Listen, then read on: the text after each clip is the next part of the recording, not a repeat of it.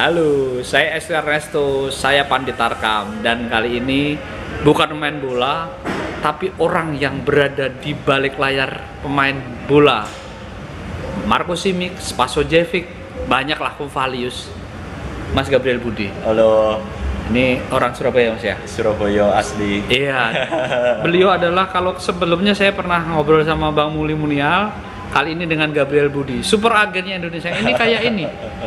Mano Raiola ya Mas? Enggak lah, ada Mino Raiola, Jorge Mendes, tapi panggil saya Gabriel Budi saja. Mas, saya langsung aja Mas.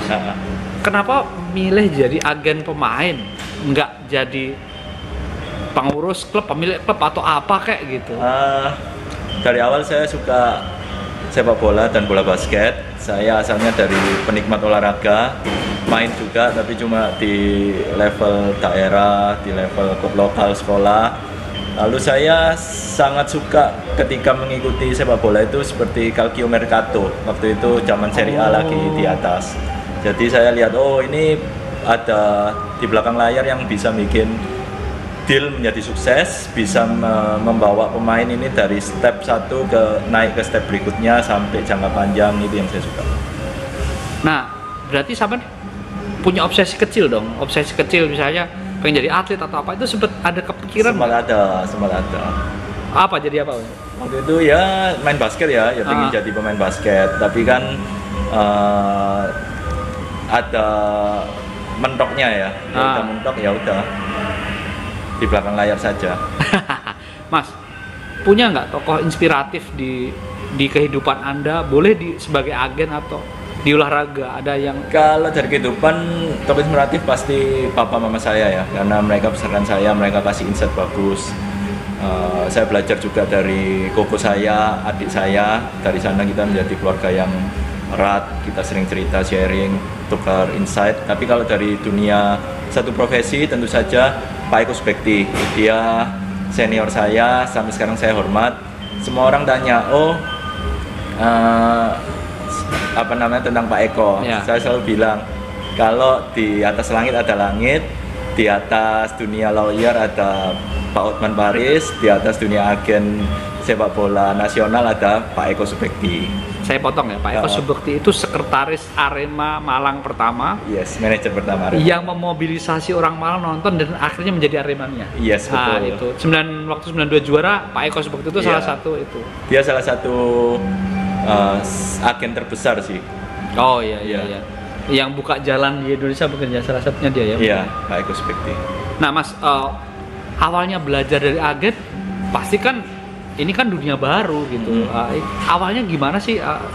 Apa merabanya atau ini kan rimba juga gitu? Itu awalnya gimana?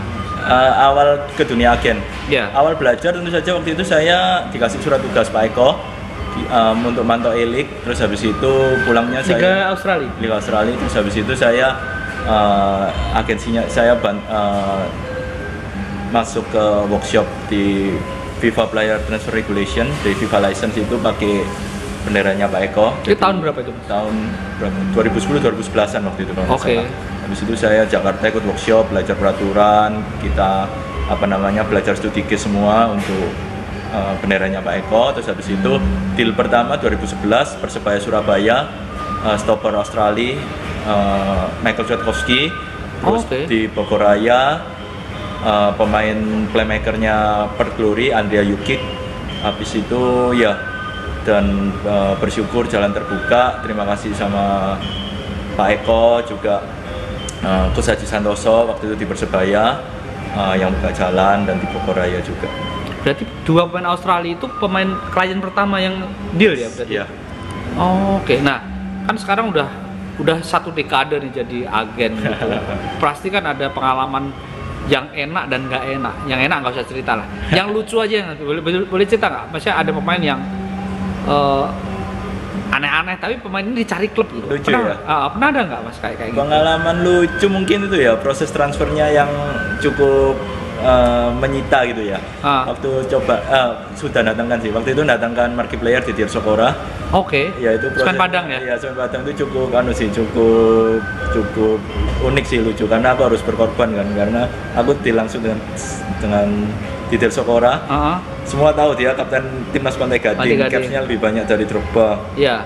Dia juga Tottenham Hotspur, Sevilla bawa juara. Lalu bicara ketemu langsung, prosesnya cukup lama karena saya di Asia waktu itu, saya belum pernah ketemu dia ya. Iya. Kan dia pemain besar juga. Lalu dia waktu itu sering antara di Prancis atau di Abidjan, di mana? Di Ivory Coast. Iya. Jadi menyita waktu karena aku harus bagi waktu. Time difference. Oke. Nah, pasti kan banyak hal yang tidak mudah lah, apalagi di sepak bola Indonesia dan Malaysia sekitarnya itu kan. Tapi sampean punya link banyak di situ gitu.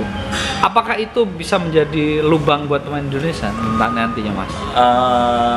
Ya tentu saja bisa, karena pemain kita juga diharapkan berani keluar dari zona nyaman, main di negara luar untuk gain experience. Tapi dari sana tetap perlu kerja keras, disiplin diri dan mentalitas, karena banyak jalan untuk bermain di luar, tapi tentu saja diharapkan pemain di luar itu karena prestasinya, bukan sebagai marketing, proyek investasi atau cuma gaya-gayaan. Jangan, kita harus di sana itu harus sukses, dan kalau bisa jangka panjang settle. Jadi bukan cuma 1-2 tahun, tapi sukses di luar dengan jangka panjang yang lama.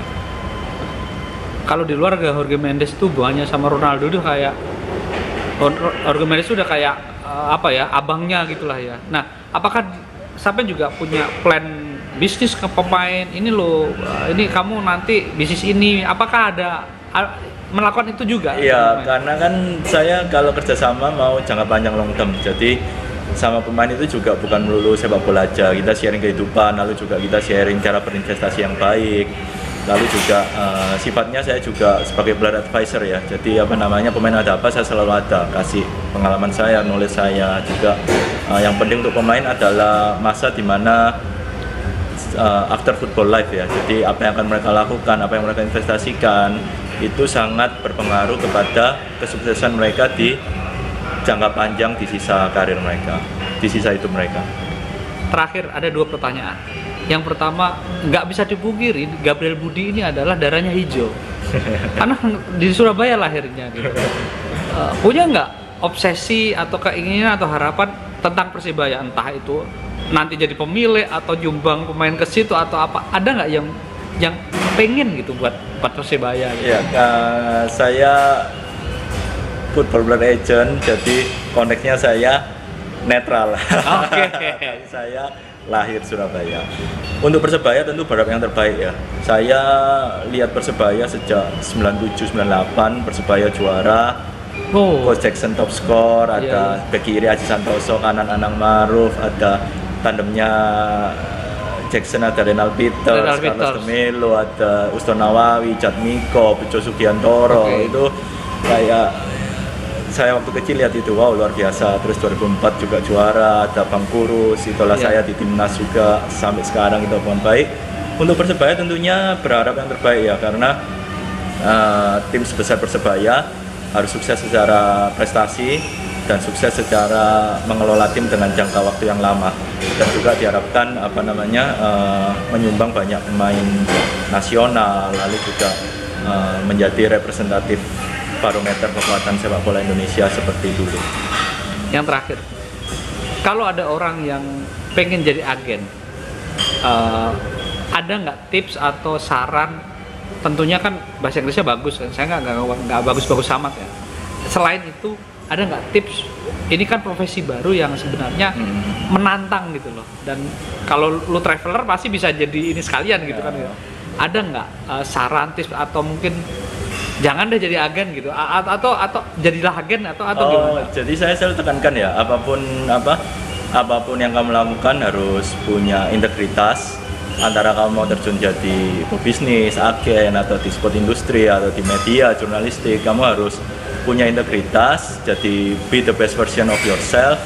Dan juga kalau agen ya, everyone want to be an agent, but there is only one Gabriel Budi.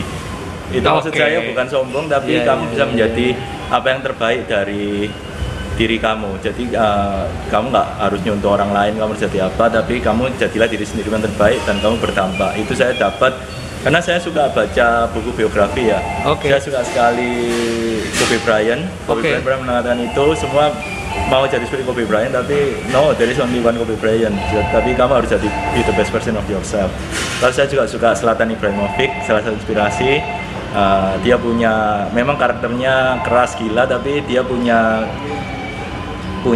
satu apa namanya, Bahasanya ciri khas ya. ya punya ciri khas juga, karakter ya, itu dirinya, dia mau jadi yang terbaik untuk dirinya, dan dia buktikan kerja keras bisa sukses ya. Apapun yang kalian lakukan ya kerjakan yang terbaik menurut apa yang kalian punya. Thank you Mas, matur sembah nuwun. Saya sudah akhirnya mengganggu beliau yang lagi ke Jakarta. Saya harus ketemu karena ilmunya banyak gitu. Enggak, Jadi walaupun umurnya di bawah saya, tapi ilmunya banyak, dan paling tidak kita tadi off the record-nya banyak ya ngomongin Hapang Ijo Kuningnya sepak bola. Thank you Mas, sehat selalu buat keluarga. Semoga lancar semua dan sepak bola Indonesia menjadi lebih baik lah. Sukses. Terima kasih. Saya Ernesto, saya Pandit Tarkam, Mas Gabriel Budi. Thank you. Salam.